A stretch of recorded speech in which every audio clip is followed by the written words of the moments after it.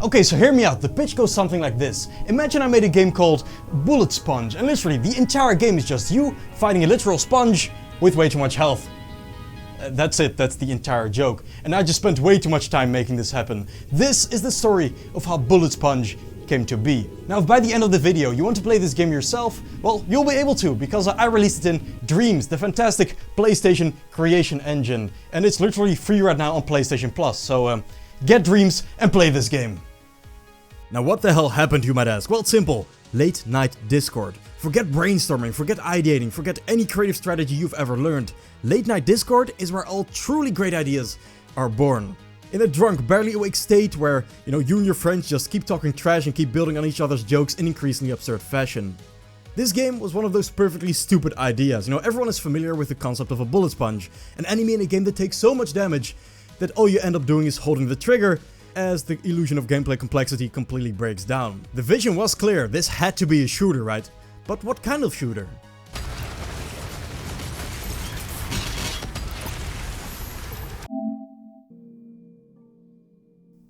I'm a fraud.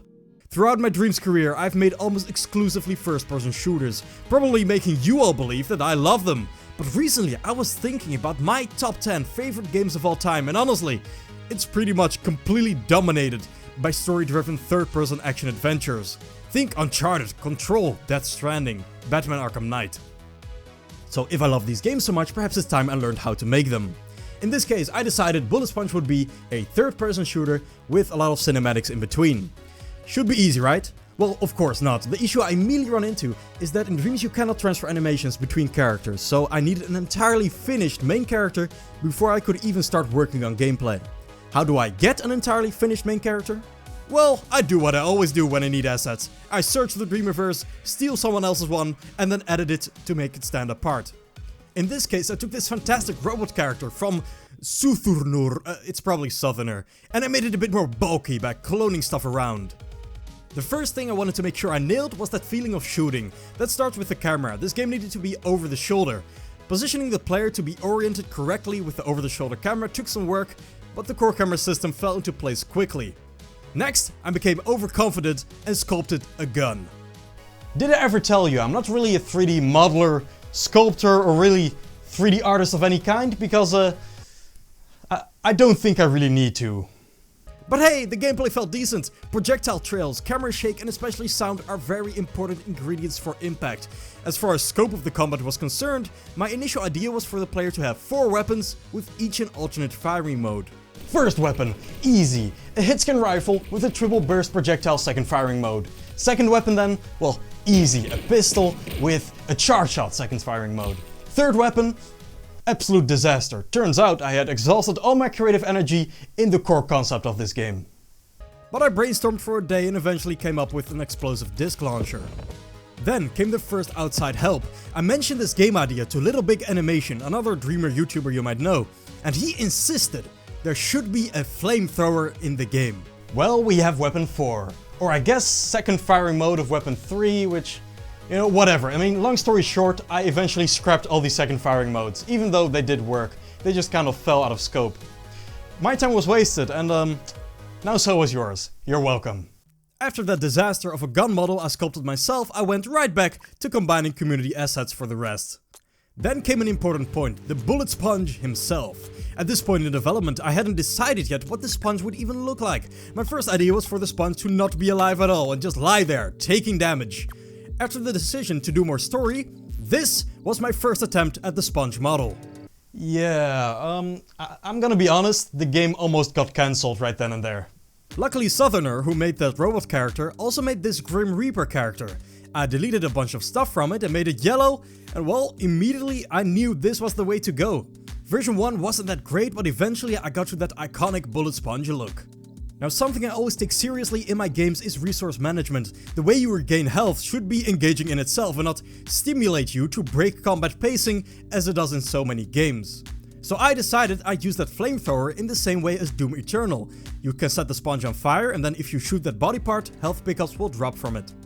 Crosshairs for the weapons also fell into place during Bullet Sponge model development. It's not something you tend to think about, but good dynamic crosshairs can add a nice boost to shooting feedback. Just look at the difference. I also had to make the sponge's health bar, of course. It's very much inspired by Dragon's Dogma. The bar will jump around as you shoot in satisfying fashion and have some dots indicating how many health bars are left.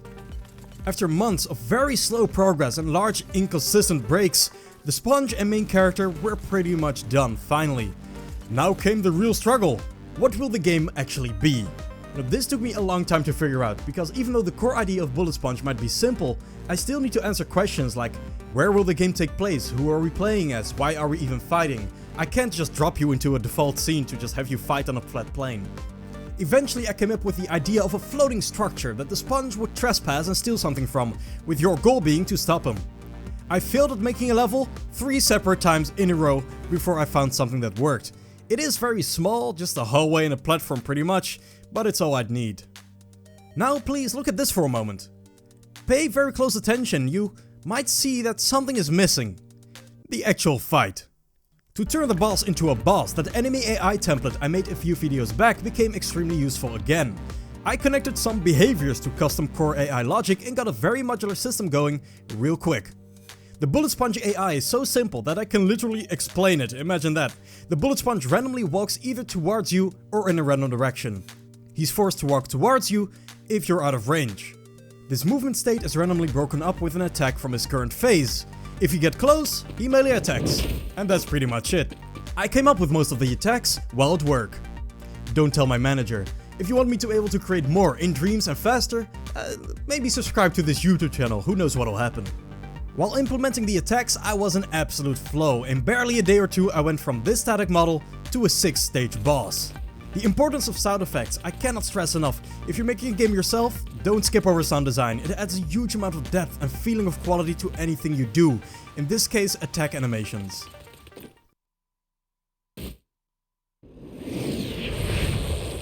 Every game needs something special as well. In Cold Conundrum 3, I had this incredibly satisfying mechanic of cooling down your overheated gun by slamming it on an enemy. Still feels awesome. The signature thing with this game is the counter mechanic. I made it so that with some attacks a circle appears on top of the bullet sponge. Hit it before the attack starts with the correct weapon and the sponge will be stunned, allowing you to get in close to, for example, heal. This is actually really satisfying and something that I will also use in future projects probably. This kind of design with counters and the flamethrower health regen is not accidental. I follow the Fun Zone design philosophy as laid out by Hugo Martin, game director at id Software. I thought it was really cool. From a design standpoint, you know, a real bullet sponge. Just sometimes I think you think that that's not enough, but they have really cool attacks. They make the player think you're in combat and they will be engaged. A bullet sponge is only annoying if the gameplay is too simple, when all you do is hold the trigger and hide periodically.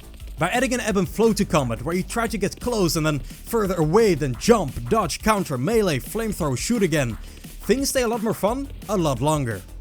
As the gameplay and level visuals started falling into place, I kind of noticed that I still really had no idea what the actual scope of the game was, so I just randomly decided 2 levels, that would be it.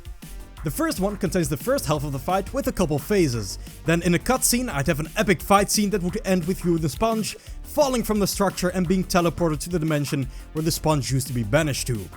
I wanted to get going with the cutscenes ASAP, but the reality is I needed music first. It's crucial for the pacing of a cutscene. So I got going on the soundtrack. Not to go into my personal life too much, but the pressure around this time was very high. Dreams had launched on PlayStation Plus and I wanted to get Bullet Sponge out as quickly as I could, but simultaneously I had a bunch of real life work and stuff taking up nearly all my time. Luckily I did eventually stumble onto a melody, which led to another instrument falling into place, etc. I now had the Bullet Sponge theme. With it, I immediately made the first cutscene, introducing the Bullet Sponge with a title drop at the end. I made him satisfyingly step in rhythm with the beat as he first enters the screen by altering his step length. This is the kind of stuff why I want my music before making cutscenes. Directly after this one, I made a cutscene where the main character, who I named Lyra, even though this name doesn't come up during the game, meets the sponge and they have a small dramatic back and forth. The script for Bullet Sponge isn't long, but for most of my games, a script hasn't even existed. This game is only the first stepping stone in the direction of more complex story-driven games. The next idea was to have a cutscene where Lyra and Bullet Sponge fight and then fall off the edge, transitioning to a fight in midair. I didn't really have time anymore for all of this, so I just made them teleport to the next level instead.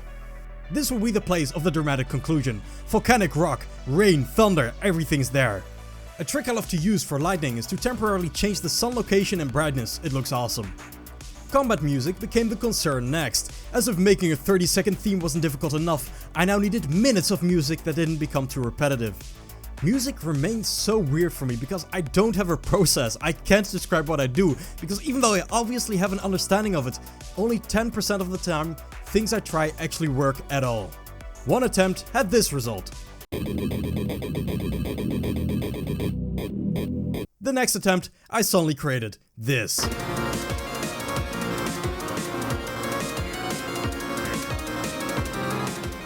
It was when I finished the combat music when I really got tired of the seemingly never-ending development. I wanted to finish Bullet Sponge ASAP now, and so I went into rush mode.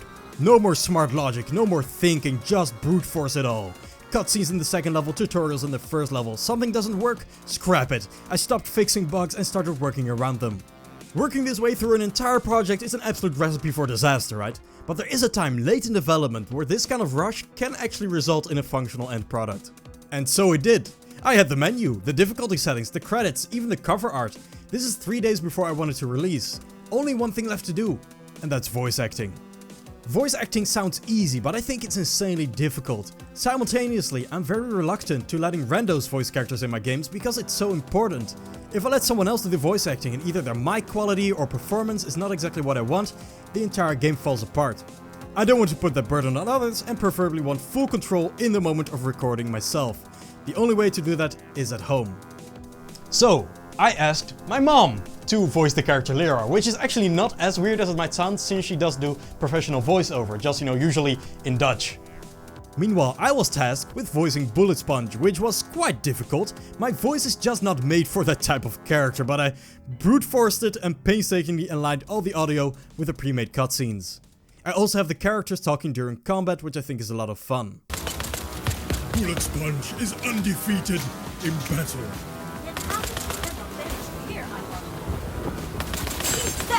The game was actually fully playable from front to back now, but I didn't like it. Anyone who talked to me during that final week would have heard this from me. The game didn't live up to what I wanted. I had cut so many corners that it felt rushed. The Sponge voice felt wrong, the cutscenes felt weak, I became frustrated with the lack of ability to change difficulty after starting the game, and overall, I was missing the magic. I always want my games to be an experience to a certain degree. Whether it's the Dreamiverse dash moment in Dream Relentless, the unexpected plane set piece in Cold Conundrum 2, or the FPS boss in Connie, I always try to have a twist, a moment, something that elevates my game to a level that the player in that moment didn't see coming. Bullet Sponge just kind of ended after a while. I genuinely felt ashamed and I didn't even want to release the game anymore. Thing is, I knew exactly what was missing. Rewind, late night Discord session, maybe even the first one, when Bullet Sponge was still just a funny idea I had brought up. I was talking with 800 Pixel Gorilla, who you'll surely know if you play Dreams because of his critically acclaimed games. I believe he was the one to bring up the idea of having the last phase of Bullet Sponge be him breaking the fourth wall by taking the health bar from the screen and using it as a sword. This idea is epic and dumb and stupid and hilarious and ended up haunting me the entire project. My decision to not do it, to save time, felt decisive in the moment, but now everything else was done and I had everything laid before me. Something felt wrong about just ending the game after a normal phase. I was tired, I was completely done with this, but I went back in. In only 20 minutes, I created the entire phase AI, all the visuals, sounds, attacks and everything. Then somehow I created an entirely new cutscene in between the ending and the new phase, which my logic was just not made for. At this point, Dune is more readable than my logic. But the win of actually succeeding at getting this phase in there made me suddenly super motivated, and I just started fixing all my issues with Bullet Sponge in the little time I had left. I added a way to change difficulty, improved animation and polished a whole bunch else. In the couple hours before I had to release the game in order to take advantage of time zones, I even re-recorded all the Bullet Sponge lines and made lip-sync animation by simply recording mouth movements in half speed and then speeding it up for maximum alignment.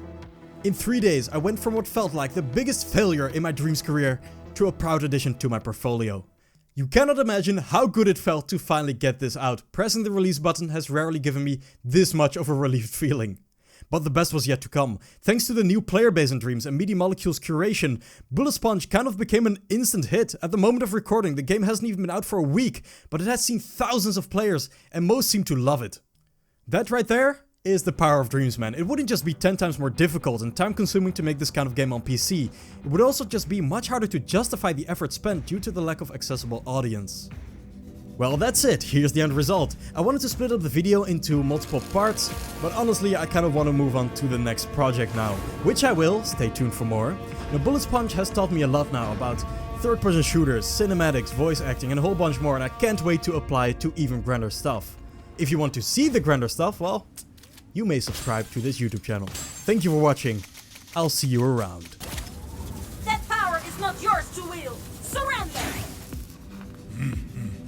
Bullet Sponge will reign over all. Now choose, run, or fight. I have a busy schedule. You will pay for this, Bullet Sponge! I will, and damage to you will be my currency of choice.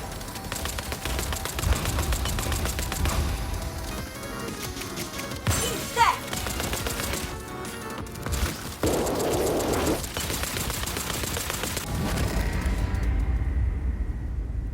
The end of the sponge is upon us. And I'll make sure it never arrives.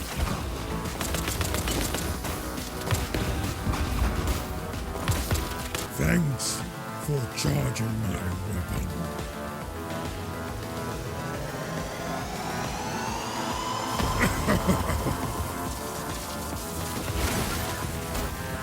Feel the power of my blade.